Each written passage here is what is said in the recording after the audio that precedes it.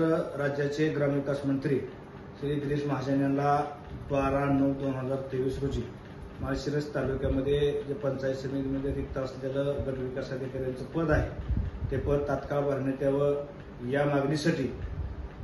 मंत्रालय स्तरावरती जाऊन त्यांच्या कार्यालयामध्ये निवेदन सादर केलेले आहे आणि त्यांच्या विभागाचे अप्पर सचिव डवळे साहेब यांनी येत्या 15 दिवसामध्ये माळशिरस तालुक्यामध्ये असलेलं जे गट विकास अधिकाऱ्यांचं रिक्त असलेलं पद भरण्यात येईल असं तोंडी आश्वासन दिलेलं आहे।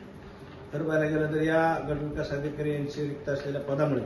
माळशिरस तालुक्यामध्ये असलेले विकासाभिमुख कामं या ठिकाणी वंचित राहत आहेत आणि 2 ठिकाणचा पदभार असल्यामुळे या ठिकाणी पदभार असलेले राऊत साहेब यांच्यावरती मोठा कामाचा ताण येतोय। त्यामुळं या सरकारकडे मागणी केलेली आहे की या माळशिरस तालुक्यातील सर्वसामान्य जनतेच्या प्रश्नाला वाचा फोडण्यासाठी आणि न्याय देण्यासाठी व त्यांचे प्रलंबित असलेले प्रश्न सोडवण्यासाठी या राज्याचे ग्रामविकास मंत्र्यांनी या माळशिरस तालुक्यामध्ये गट विकास अधिकाऱ्यांची तत्काळ नियुक्ती करावी अशी मागणी केली आहे आणि त्यांच्या सचिवांनी अप्पर सचिवांनी आपल्याला आश्वासन दिले की येत्या 15 दिवसामध्ये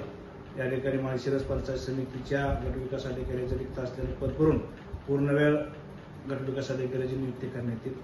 असं त्या ठिकाणी आपल्याला त्यांनी आश्वासन दिलेलं आहे। पाहूया या ठिकाणी लवकरच ते पद भरतात की नाही। जर त्यांनी पद भरलं नाही